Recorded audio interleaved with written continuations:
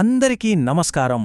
మన హిందూ పురాణాల్లో ఎన్నో అద్భుతమైన కథలు, ఎన్నో ఆసక్తికరమైన భావనలు ఉన్నాయి.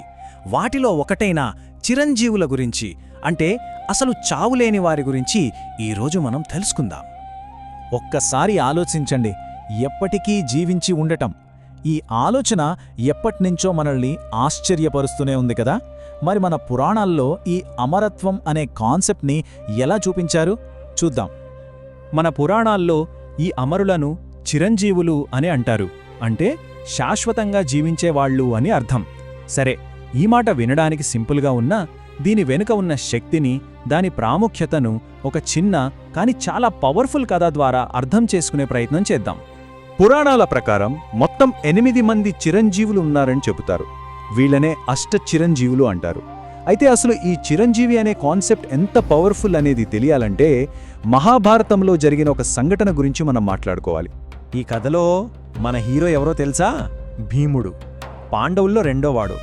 అతని బలం గురించి ప్రత్యేకంగా చెప్పక్కర్లేదు, కాని బలంతో పాటే అతనికి కొంచెం గర్వం కూడా ఎక్కువే. ఒకసారి భీముడు ఒక దట్టమైన అడవిలో వెళుతుంటే అతని దారికి అడ్డంగా ఒక ముసలి కోతి పడుకుని ఉంది. దాన్ని చూడగానే భీముడికి ఈ ముసలి కోతిని పక్కకు జరపడం ఎంతసేపు అనిపించింది.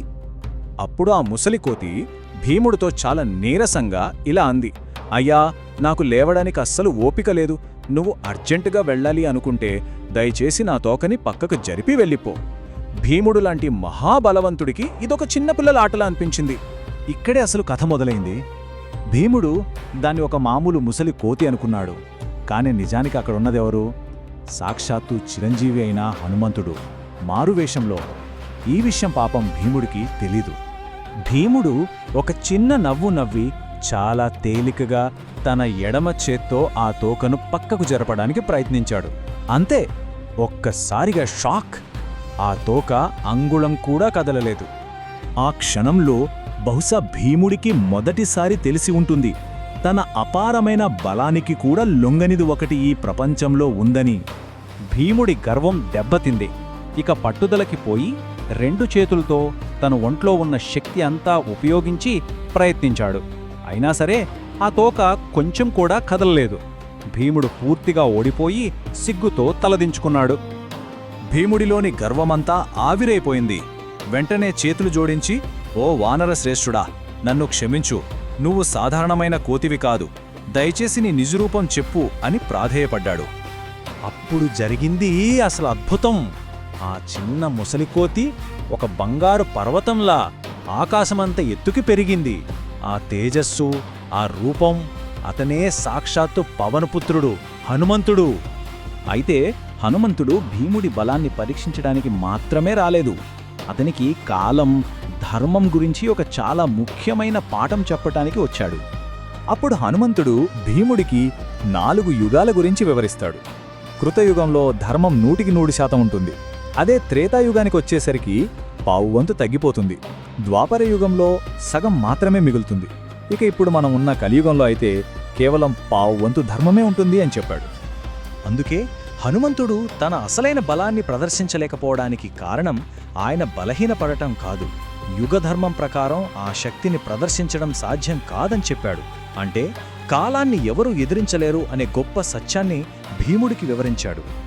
సరే, మరి హనుమంతుడు ఈ చిరంజీవులలో ఒకడు మాత్రమే? మనం ముందే అనుకున్నట్టు పురాణాల ప్రకారం మొత్తం 8 మంది చిరంజీవులున్నారు. హనుమంతుడితో పాటు ఈ లిస్టులో చాలామందే ఉన్నారు.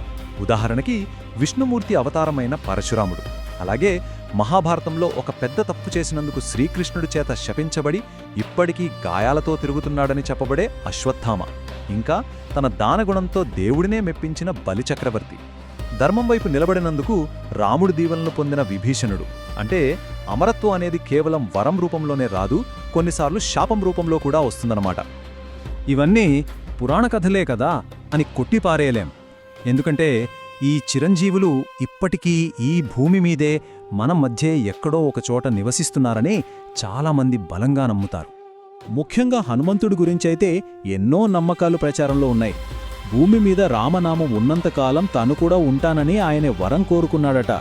అందుకే ఇప్పటికీ ఆయన హిమాలయాల్లోని గంధమాదన పర్వతంపై తపస్సు చేసుకుంటున్నారని అంటారు. అంతేకాదు శ్రీలంకలోని ఒక తెగవారిని ఆయన ఇప్పటికీ కలుస్తారని కూడా చెబుతారు. హనుమంతుడే అమరత్వానికి అసలు కారణం ఇదే. ఆయన శ్రీరాముణ్ణి కోరుకున్న వరం తన ఉనికిని రాముడి కథతో ముడిపెట్టింది. అంటే రాముడి కథ ఉన్నంతకాలం హనుమంతుడు ఉంటాడు. కథే ఆయనకు జీవం పోస్తోంది. ఇదంతా మనల్నొక ఆసక్తికరణ ప్రశ్నకు తీసుకొస్తుంది. అసలు నిజమైన అమరత్వం అంటే ఏంటి?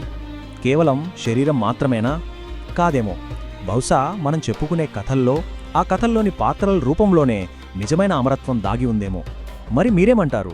ఒక కథని నిజంగా అమరత్వంగా మార్చేదేంటి?